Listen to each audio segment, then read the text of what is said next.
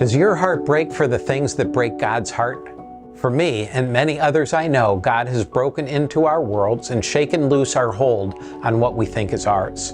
Our resources are then released for building His kingdom. He does this by breaking our hearts for the things that break His heart. How does this happen? For me, it happened in the midst of listening to a familiar story about Nehemiah one day in my front yard. I felt God opening my eyes to see the needs of His people in desperate situations around the world.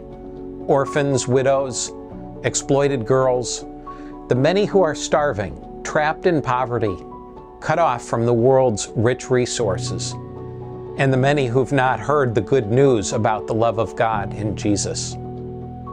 For decades, I'd been advising people on how to maximize return, minimize risk, and avoid taxes in order to build a financial safety net around themselves. I valued those principles myself.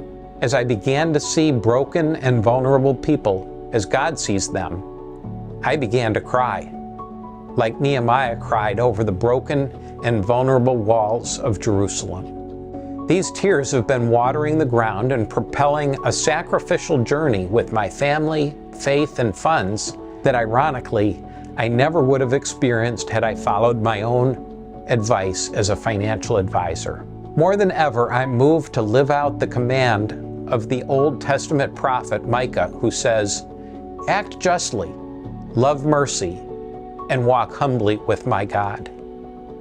In this section, you'll be challenged to learn about and engage in remediating global suffering and to bring the hope that can only be found in Jesus.